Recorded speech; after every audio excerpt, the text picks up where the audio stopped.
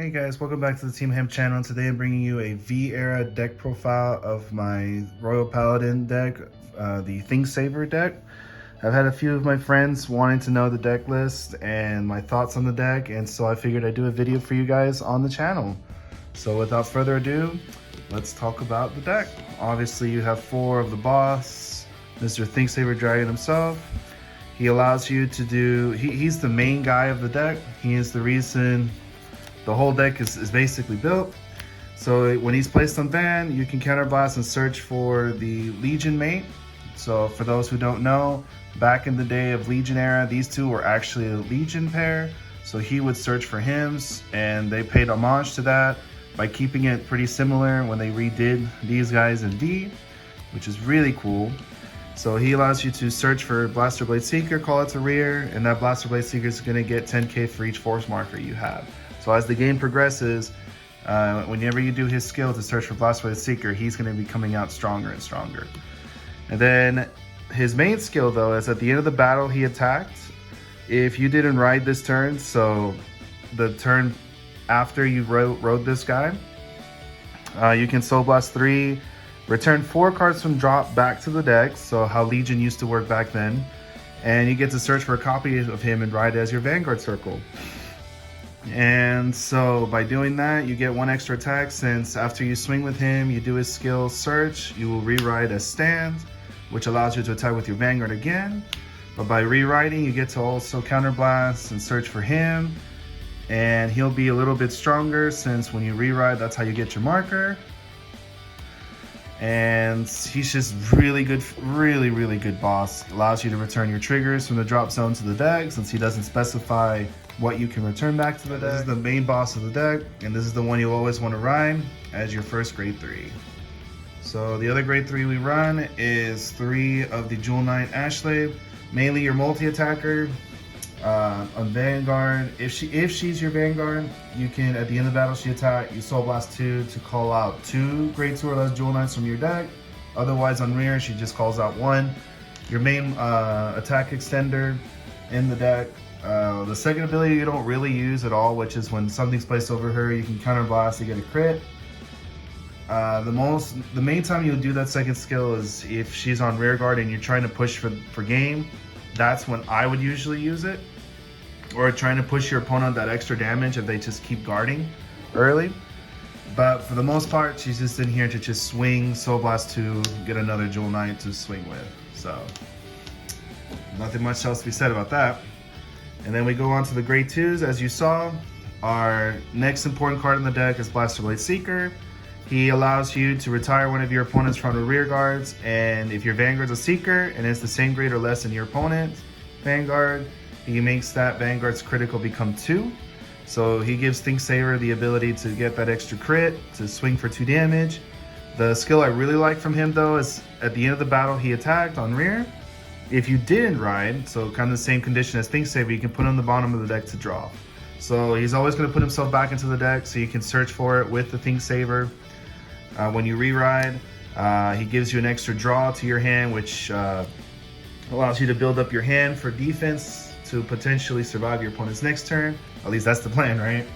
And so I originally was running him as a Flora, but I was trying to find places, like cards to cut for other cards, especially my grade 1s that I wanted to run. So I cut him down to 3, and since this deck is able to search out for Blaster Blade thanks to Thing Saver, 3's been working pretty well for me.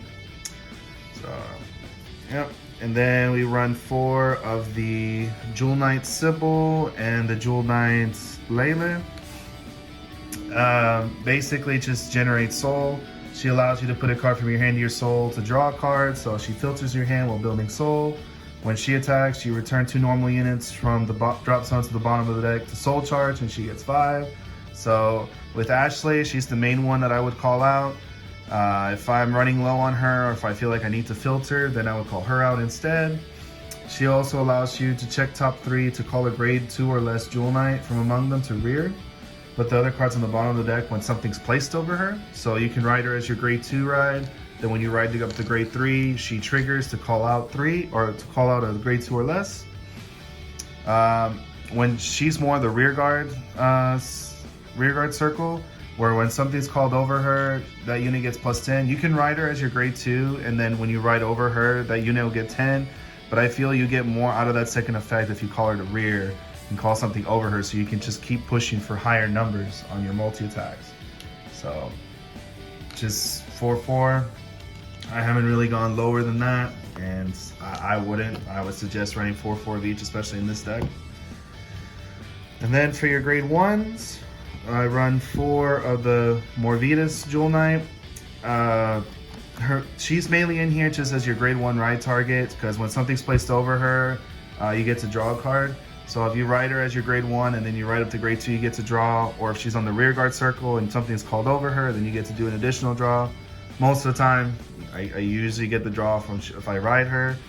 The first effect has come into play, especially this past weekend when I was playing with this deck in my locals.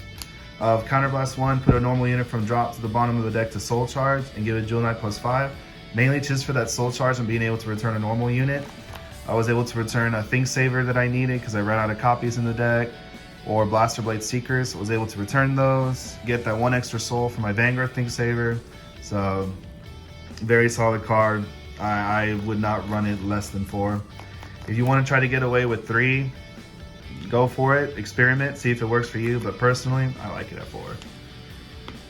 Same thing goes for this Jewel Knight. This grade 1 right here is definitely an MVP of the deck for the grade 1 slots. It's the Jewel Knight Eunice, because at the end of the battle she boosted, you can return a normal unit from drop to the bottom of the deck, you to soul charge 1, and then you may return her to hand. So you can boost with her, get that soul charge, and then bounce to hand, give an extra 10k shield in hand. Her other skill is mainly if I ride her as my grade 1 ride, but for the most part I don't really get to use it. It's when something's placed over her, I can retire an opponent's rear guard in the same column as her. If I don't, I get to drop. So if I ride her as my grade 1, if I ride over her, if my opponent has a booster behind the Vanguard for whatever reason, I can retire it, but most of the time they don't, so I get to draw for it. So, but it's mainly just for boosting, bounce to hand for a 10k shield and that extra soul charge. Then for my other 3s, I run 3 of the Sisylas. As everybody knows, check top 5, get a grade 3. Mainly in here to search for the Think Saver to add to hands.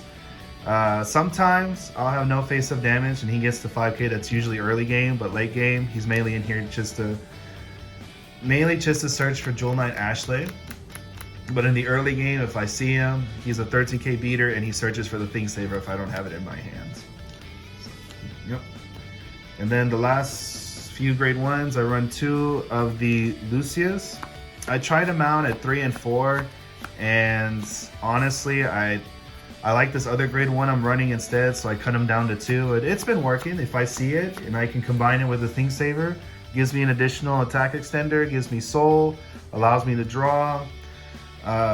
But he only works when a grade 3 greater Vanguard is placed, so unless you re-ride, he's not going to trigger and he has to see it. So he has to be on the rear guard circle when you do the re-ride.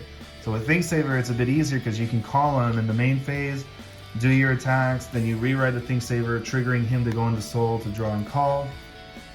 He's been working for me as a 2-of, and the reason why is because I run 2 of this guy. The Knight of Warhammer Augustus. I never use the first skill, ever. He's mainly in here for the second skill of back row once per turn at the end of battle, the Vanguard attack. You can stand him.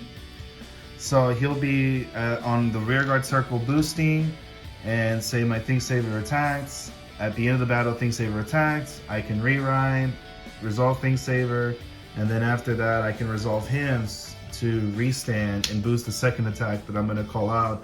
Because let's say a swing like this, Think Saver attacks. After Think Saver attacks, I can stand him up, and then Think Saver will call a Blaster Blade Seeker, which would call him at stand. So there you go, I have a booster again for this next attack as well. This boost has actually been coming in clutch quite a bit, especially if I need that extra oomph of power to get over my opponent's shield. And I recommend running this guy if you have the space for it. Like I said, the first skill, never use. I never use that effect, but hey, it's an option in there in the deck in case I want to. So I definitely would vote for Augustus to be in the deck for sure.